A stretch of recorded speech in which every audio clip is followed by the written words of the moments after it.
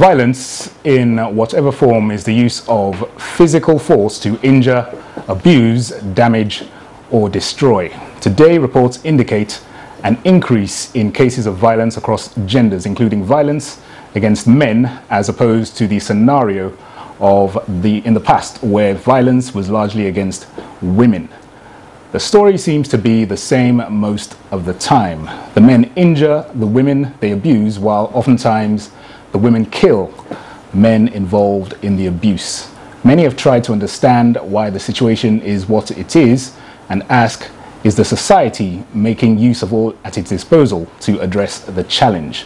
Are the penalties strict enough to serve as a deterrent? Another worrisome issue is the silence of victims who appear not to be reporting cases of violence against them to appropriate authorities. Why is this so? These and other questions will be the focus on Nigeria Today. I am Dennis ADEGUNLOYE.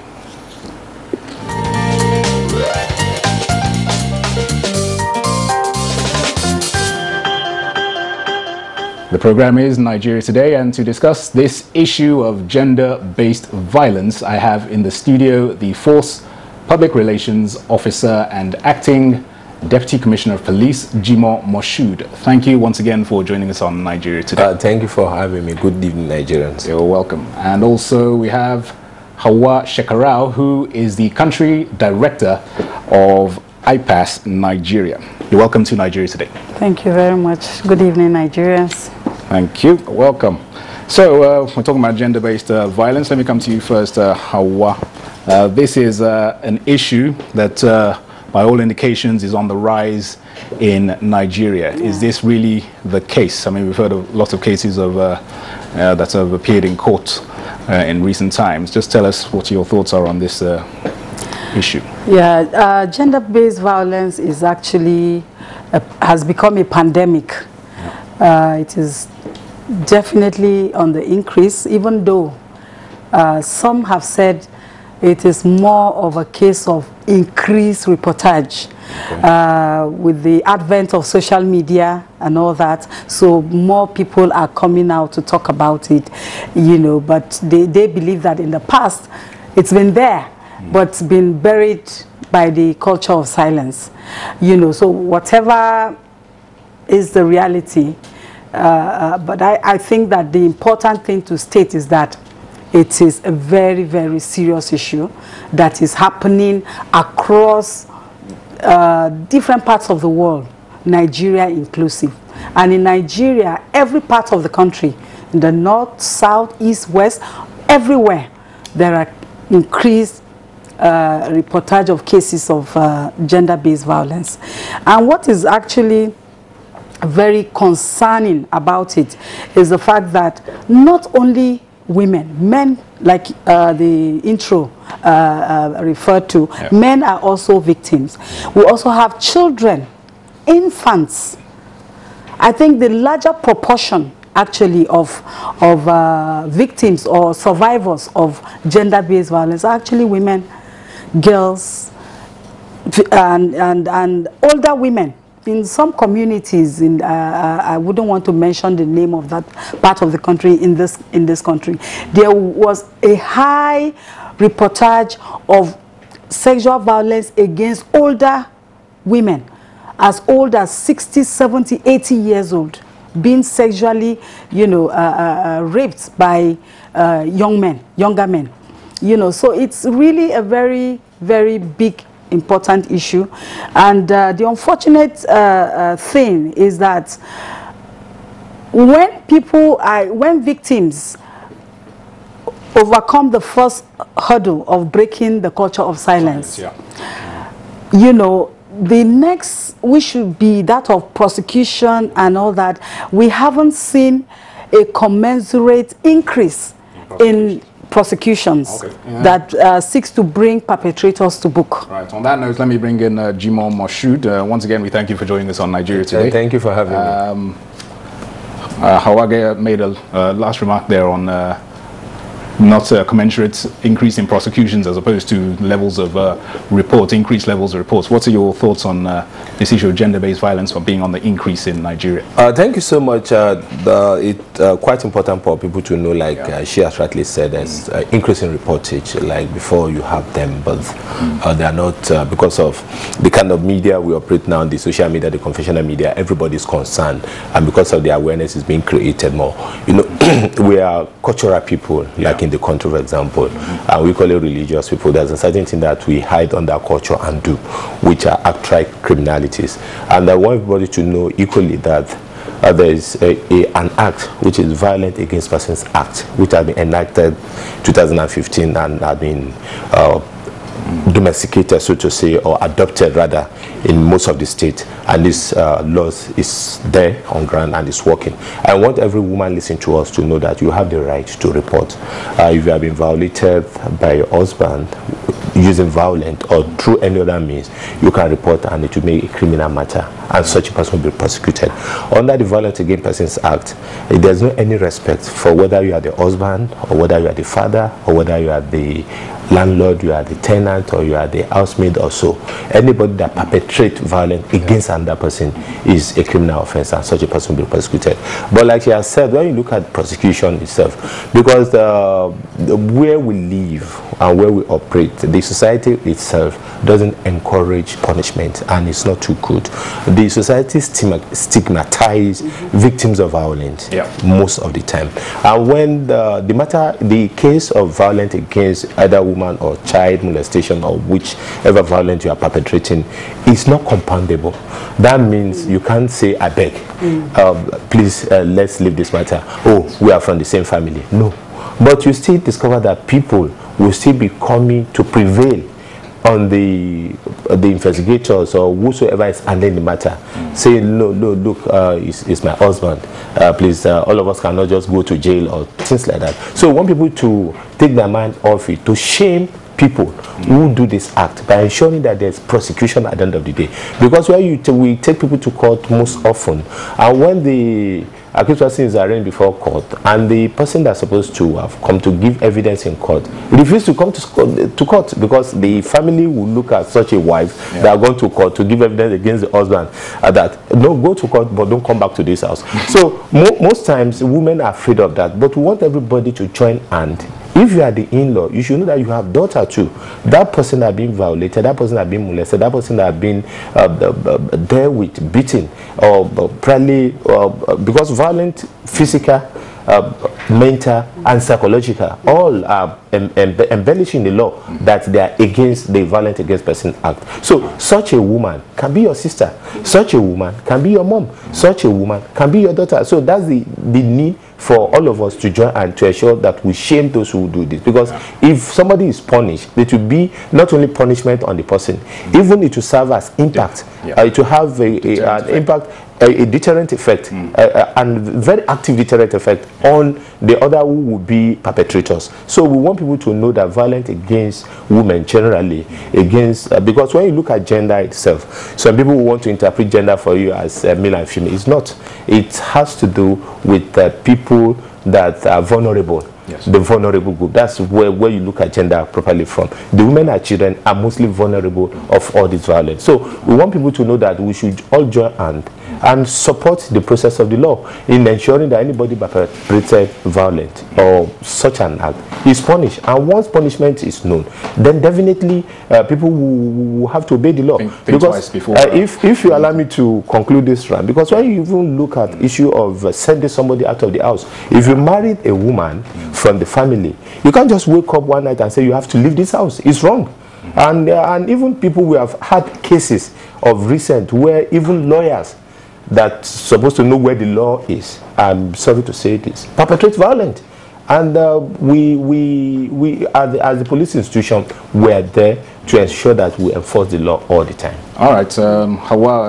DCP Moshood has brought up some critical issues concerning stigmatization and things like that. It's clear that in cases of violence, a lot of cases go unreported for reasons of stigmatization, as the DCP has said, fear of repercussions, and for women, shame.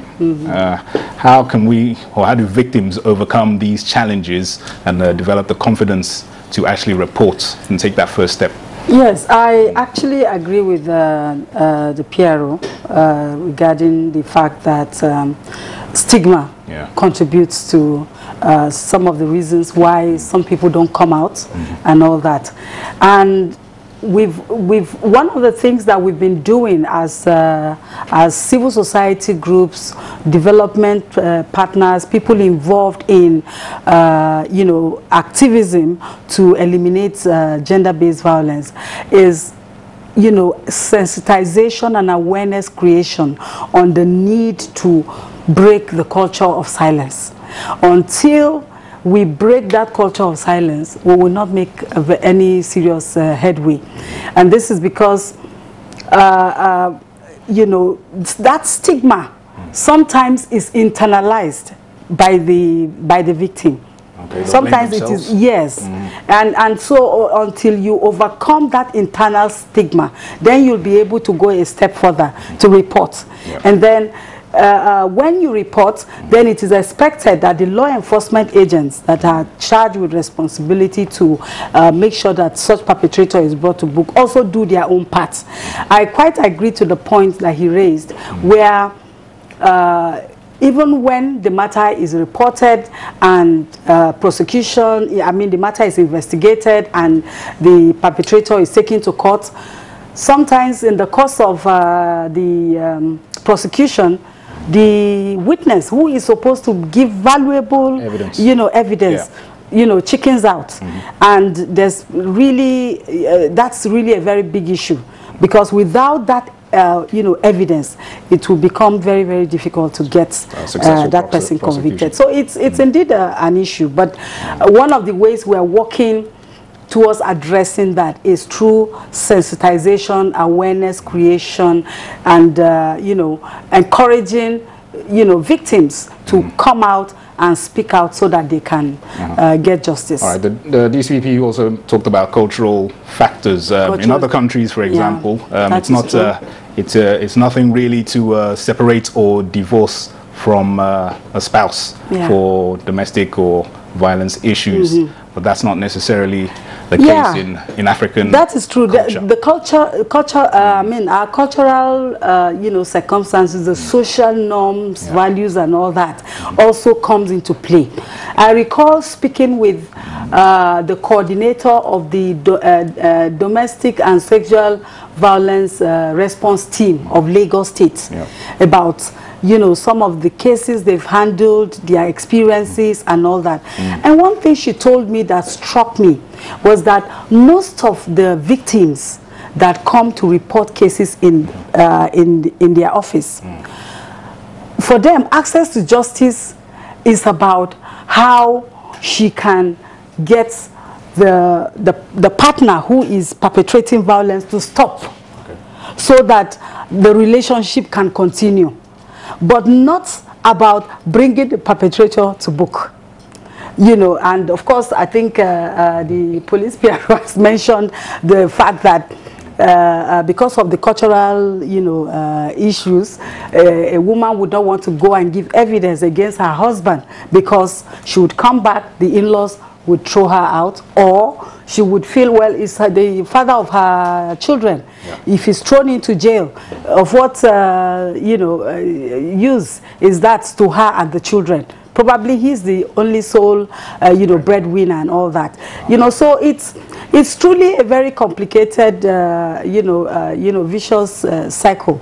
You know, but then we just have to ensure that this is reduced to the barest minimum. And I remember the coordinator also saying that they've also tried the issue of mediation, and they have actually seen some progress also in that area. It is where the mediation fails that they then escalate to take it up to the matter of filing in court. Okay, I'll come back to Mr. Jimoh Moshood after this break. We're going to talk about successful prosecutions and that level of charge against the issue of gender-based violence. For now, we'll take a break and hear contributions from people on the streets on this issue of gender-based violence.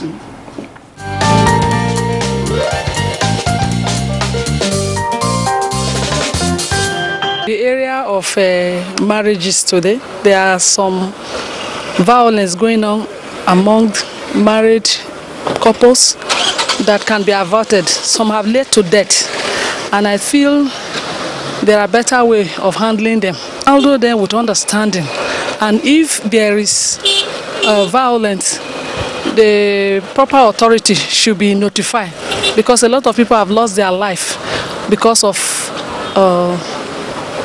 not being aware. Some women don't know that they are supposed to meet with authorities who are supposed to report this case, so they keep managing it until lives are lost. Let's not also limit it to just hitting someone. Sometimes the words we say to people can end up scarring them for life. You can apologize many times, but that hurt will remain. And so it's everywhere. If you turn here and there, you see people doing it across the aisles. So it's not just men against women, you also have women doing it to their men. And the women, for women basically, if you ask me, women are mostly verbal.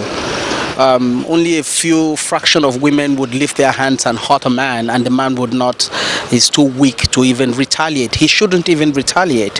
I should respect your rights. You too should respect my rights. But if I think I am a man, you are a human, so my right can offer your home, definitely there won't be peace until we realize.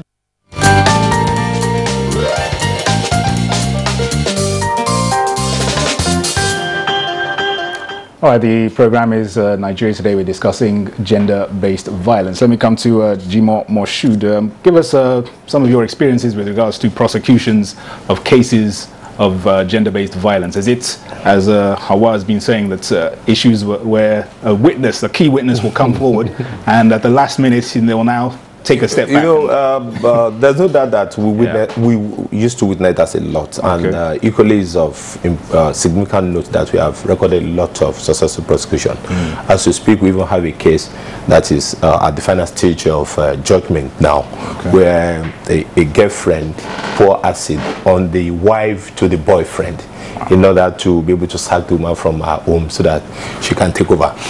But by and large, you discover that, like I said earlier on, because of culture and religion, and this is where we get it wrong, the role of the parent on the child cannot be taken over by religion. Religion is a way to worship God. Religion is coming together either in the church or in the mosque to worship God. But the religious houses should take note. They shouldn't take over the role of the parent. You see where somebody will go to church or will go to mosque and somebody will say, this is your appointed husband, or this is your anointed wife. It's a lot of problem. The parents that give birth to their children know the kind of character their children are, and now